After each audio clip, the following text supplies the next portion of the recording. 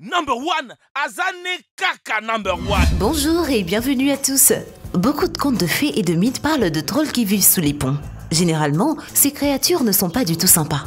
Même le personnage de Gripsou le clone a été conçu à l'origine comme un troll des temps modernes. Vous avez probablement déjà deviné qu'aujourd'hui nous allons parler de ponts. Et non, nous ne parlerons pas de situations paranormales. Il y a beaucoup de choses sur les ponts en dehors des monstres mythiques, des choses qui vous feront sourire et des choses qui vous feront crier si vous êtes bien préparé. Mais avant de commencer, voici la question du jour. Que signifie 19 dans le nom du virus Covid-19 ? Répondez dans les commentaires et restez avec nous pour découvrir la bonne réponse. Et maintenant, commençons sans plus tarder.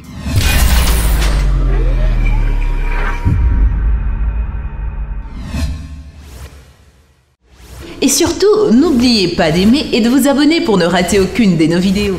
Numéro 1. Vous avez probablement déjà vu des photos ou des vidéos de chèvres sauvages escaladant des falaises abruptes. Ces créatures étonnantes semblent aussi agiles que des araignées. Parfois, cette envie d'escalade peut être également observée chez les chèvres dans les fermes. Mais comment faire s'il n'y a pas de montagne à proximité ? Vous pouvez bien sûr escalader un pont, mais le problème est que la descente n'est pas aussi facile que la montée. C'est exactement ce qui s'est passé en Pennsylvanie, où 2 chèvres ont dû être soulevées d'une poutre de pont avec une grue et l'aide d'une équipe de secours. Les pauvres créatures sont restées coincées pendant 18 heures, mais heureusement l'histoire s'est bien terminée et les chèvres ont été ramenées à la ferme. Savez-vous pourquoi les parties piétonnes de pont sont appelées comme... Eh bien, parce qu'elles sont destinées aux piétons, pas vrai ? Cependant, ce conducteur inconnu ne semblait pas connaître toutes ces subtilités. Il a décidé de conduire à travers la zone piétonne qui relie Brooklyn à Queens. Et il s'est retrouvé coincé. L'incident a eu lieu après 3 heures du matin. Aucune intervention immédiate n'a donc été possible. Avant l'arrivée de l'équipe de secours et de la police, le conducteur s'était déjà enfui. Il est probablement sorti par la fenêtre car toutes les portes étaient bloquées.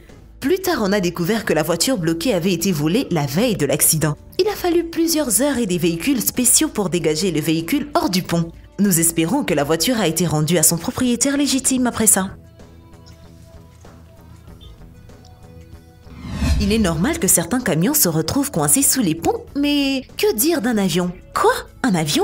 Eh oui, aussi absurde que cela puisse paraître, cela peut aussi arriver. Par exemple, en Colombie, cet avion n'a pas pu passer sous un pont. Nous devons préciser que l'avion ne volait pas, mais il était transporté par voie terrestre, ce qui ne rend pas la situation moins incroyable. L'avion était transporté vers un institut d'aviation pour être utilisé par les étudiants. Mais quelque chose a mal tourné. Qui aurait pensé que les avions sont trop gros pour passer sous un pont ? En fin de compte, il a fallu faire appel à une équipe de secours. Mais un avion coincé n'est pas l'histoire la plus épique de notre vidéo parce que nous avons trouvé un croiseur d'élite qui ne pouvait pas non plus passer sous un pont.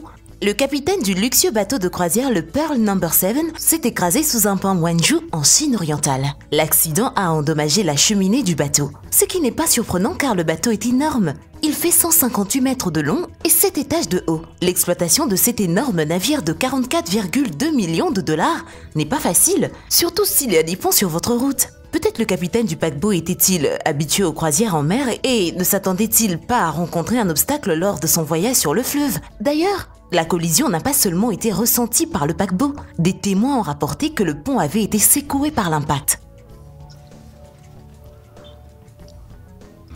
L'idée que se font les enfants et les adolescents du divertissement peut parfois être très étrange et même dangereuse.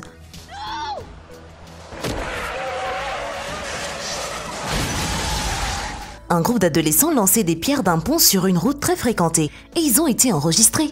Une des pierres a brisé le pare-brise d'une voiture et un éclat de verre a frappé l'œil du conducteur. Quelques jours plus tôt, ils ont également brisé la vitre d'une ambulance avec une pierre. Heureusement, personne n'a été blessé. Mais au moins 3 personnes qui ont été victimes de ces jeux étranges sont allées à la police. Selon la vidéo, les jeunes délinquants étaient très bien préparés et se sont couverts le visage avec des cagoules. Mais la police a pu déterminer que les agresseurs avaient 12 et 15 ans. Tout ce qui restait à faire était de les attraper. Numéro 6. Le sport est bon, bien sûr. Le jogging est génial, mais parfois, ces athlètes ne sont pas des bons êtres humains. En 2017, une caméra de surveillance a enregistré une personne traversant un pont dans le sud-ouest de Londres.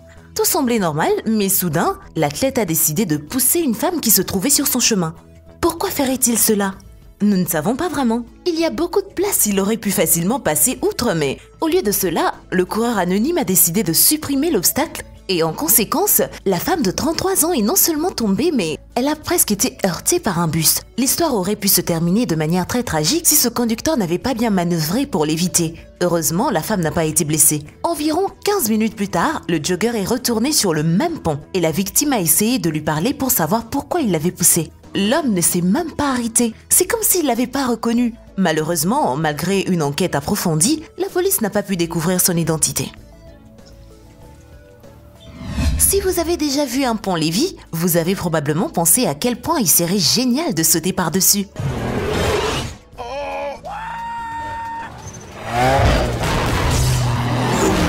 Remerciez Hollywood et les jeux informatiques pour cela. Mais les vraies tentatives pour répéter ce tour se terminent souvent de manière très tragique. Heureusement, cette histoire enregistrée par une caméra de sécurité en Floride a eu une fin heureuse.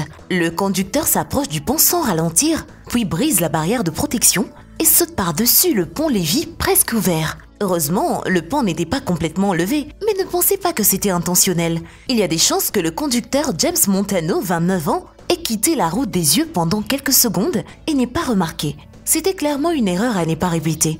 C'était un vrai miracle que personne ne soit blessé. Parfois, le mot « presque » est la meilleure façon de décrire une situation.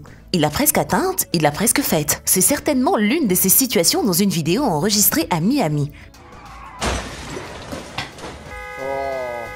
Un yacht appelé Rockstar a dû passer sous un pont qui a été surélevé spécialement pour l'occasion. Il semble que ce soit une pratique courante, mais plus une des parties inférieures du pont s'abaissait. Ils disent que c'est parce que le pont n'a pas été élevé correctement, mais cela importait peu parce que le pont et les yachts étaient sur le point d'entrer en collision. Peut-être que les yachts peuvent passer à la dernière minute, mais aller encore quelques mètres. Mais malheureusement, il n'y est pas arrivé. L'impact a causé des dommages considérables au yacht, mais aucun des 15 passagers n'a été blessé. Et l'histoire aurait pu se terminer de manière plus tragique, n'eût été le pontier. Grâce à ses 20 ans d'expérience, il a pu empêcher la chute soudaine du pont. Que peut-on s'attendre à voir sur un pont en Australie? Des voitures? Des piétons? Un wallaby peut-être? Ce mammifère marsupial est plus petit qu'un kangourou normal, mais il n'est toujours pas considéré comme un usager de la route. Ce wallaby a été filmé par la police australienne à Sydney dans la matinée. Les autorités ont supposé que la créature de 13 kg était arrivée d'un terrain de golf situé à environ 3 km du pont et ne sont pas étonnés. Qui sait? Peut-être que ce wallaby est un golfeur professionnel.